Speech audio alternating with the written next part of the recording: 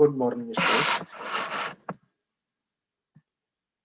आज हम आपसे प्रोटोजोआ के आर्थिक महत्व की बात करेंगे। आप जानते हैं प्रोटोजोआ एक कोशिकीय व सूक्ष्मदर्शी जंतु होते हैं जो जल, नम मिट्टी, वायु और अन्य जंतुओं तथा पौधों के शरीर पर भी पाए जाते हैं। यह एक प्रगतिशील मानव स्वभाव इज ऑफ मैमल में सामान्यतः ऐसा आभास होता है कि इन अति सूक्ष्म जंतुओं का कोई आर्थिक महत्व नहीं होता। यह बहुत कम महत्व होता है, परंतु प्रोटोजोआ का सांसारिक मामलों में सामान्य रूप से अनुमान से अपेक्षाकृत कहीं अधिक प्रभाव देखने को मिलता है। यद्यपि ये हानिकारक और लाभदायक दोनों ही प्रकार के होते हैं, परंतु लाभदायक जातियों की अपेक्षा हानिकारक कम है। ये हम यहाँ पे देखते हैं कि प्रोटोजोआ, बेनिफिशियल प्रोटोजोआ और हार्मफुल प्रोटोजोआ दोनों ही प्रकार के होते हैं। हम यहाँ देखेंगे कि बेनिफिशियल कौन कौन से होते हैं, लाभदायक प्रोटोजोआ कौन कौन से। तो protozoa are useful in the following ways. किस किस तरीके से जो है प्रोटोजोआ लाभदायक होते हैं। पहला यहाँ पर हम देखते हैं फूड के रूप में, भोजन के रूप में। तो protozoa provides food for insect larvae. Insect larvae को भोजन प्रोवाइड करते हैं, क्रस्टेशियंस को भोजन प्रोवाइड करते हैं, वर्म्स या छोटे कृमि जो होते हैं जो जल में रहते हैं उनको भोजन प्रोवाइड करते हैं। जो क्या काम आएंगे, large animals like fishes, lobster, clams, crabs, उनको उनके काम आएंगे। दरअसल में एक फूड चेन बनी कि small protozoans are intake by insect larvae, crustaceans, worms. और ये जो इंसेक्ट लार्वी, छोटे क्रस्टेशियंस, वर्म्स हैं, वो किसके भोजन हैं? फिशेज के, लॉबस्टर के, क्लैम्स के, क्रैब्स के, इनके भोजन हैं। और ये फिशेज और ये सब किसके भोजन हैं? मैन के भोजन हैं। तो इनडायरेक्टली जो है प्रोटोजोअन्स फूड के रूप में हमारे काम में आ रहे हैं। Thus they form source of food supply to men both directly और indirectly। दोनों ही प्रकार से ये हमें इस प्रकार से भोजन में सहायक होते हैं। दूसरी बात है सिम्बायोटिक प्रोटोजोअन्स। सिम्बायोटिक प्रोटोजोअन्स के रूप में या सहजीवी प्रोटोजोअन्स के रूप में अगर हम देखें तो कुछ प्रोटोजोअन्स दूसरे जीवों के साथ सहजीवी रूप में पाए जाते हैं। सर्टेन प्रोटोजोअन्स कौन कौन से हैं ये? Like trichonympha, colonympha et cetera. Trichonympha और कोलोनिम्फा ये जो हैं ये सिम्बायोंट के रूप में जाने जाते हैं, जो दीमक और उड्रोचेज में पाए जाते हैं। Live in the gut of termite, दीमक के अंदर, which help in the digestion of cellulose. The digested cellulose is utilized by the host. तो इस प्रकार से ये पौधों में पाए जाने वाले सेलुलोज को पचाकर और परपोषियों तथा अपने लिए घुलनशील ग्लूकोज में बदल देते हैं। तो इस तरह की जो विधि होती है जो हमें यहाँ पर देखने को मिलेगी सिम्बायोटिक प्रोटोजोअन्स के रूप में। दूसरी बात आती है यहाँ पे नंबर थ्री जो है वो इंसेक्ट कंट्रोल में। Several protozoans control harmful insects by persisting their bodies. तो हार्मफुल इंसेक्ट को जो है वो कंट्रोल करते हैं कुछ प्रोटोजोन्स इस तरह के भी यहाँ देखने को मिलते हैं। अब बात आती है हेल्पफुल इन सैनिटाइजेशन। सैनिटाइजेशन का मतलब है स्वच्छता में सहायक होना। A large number of protozoans living in polluted water feed upon waste organic matter and thus purify it. Waste organic matter को फीड करते हैं, खाते हैं और पानी को प्योरीफाई करते हैं। तो many protozoans feed upon the bacteria and play important role in the sanitary betterment and keeping water safe for drinking.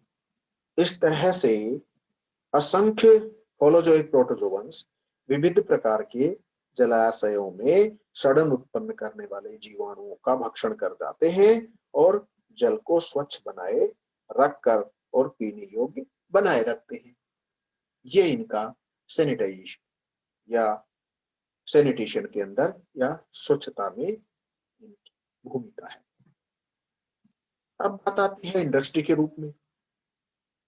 ये इंडस्ट्री के रूप में हम यहाँ पे कहें या दूसरी बात हम यहाँ कह सकते हैं कि कई काम में आएंगे। यहाँ दो तीन चीजों को मिला के जिन्हें हम कहें महासागरीय पंख तथा प्रोटोजोआ जीवाश्म, इस तरह से भी हम नीचे बिल्डिंग मटेरियल भी इसी में आ जाएगी, महासागरीय पंख और प्रोटोजोआ जीवाश्म के रूप में। अभी हम देखते हैं, देखना इनके अंदर हम ये बात जानते हैं कि इतने छोटे जंतु हैं और इनमें कंकाल कहाँ से होगा, लेकिन इतने छोटे जंतुओं का कंकाल ही हमारे लिए बहुत महत्वपूर्ण है, जो कि ये दोनों टॉपिक इसमें कवर होंगे, इंडस्ट्री और बिल्डिंग मटेरियल। ये उन्हीं के द्वारा जो सेडिमेंट्री रॉक्स बनती है, जो फोरामिनिफेरस और रेडियोलेरियंस और हेलियोजोअन्स जो प्रोटोजोअन्स होते हैं, उनके कंकाल से।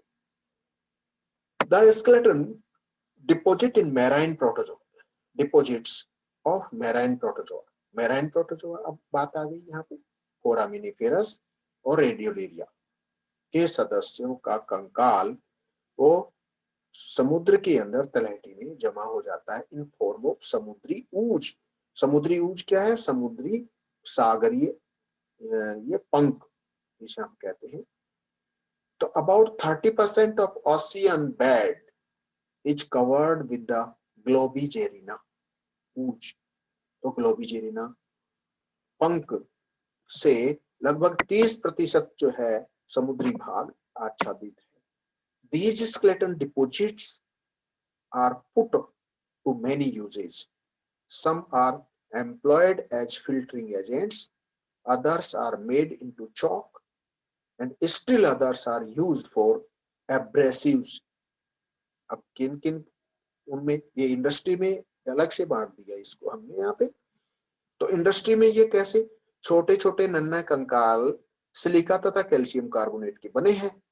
तो लाखों अनगिनत वर्षों से महासागर की तली में इकट्ठे हुए ये कंकाल ठोस और जीवाश्मित होकर संपूर्ण विश्व में पाई जाने वाली महत्वपूर्ण सेडिमेंट्री रॉक के स्तर में परिवर्तित हो गए और इन चट्टानों से अनेक व्यावसायिक लाभ जैसे निशंदन कारक, एब्रेसिव्स जिसे हम घर्षक कहते हैं, चौक, भवन निर्माण के पत्थर आदि प्राप्त किए जाते हैं। तो ये सब चीजें यहाँ से मिलती हैं समुद्री पंख से, और वो किससे बन रहा होता है? फोरामिनिफेरस और रेडियोलेरियन प्रोटोजोअन्स से। यहाँ पे हमारा छठा बिंदु जो है वो ये बताता है बिल्डिंग मटेरियल।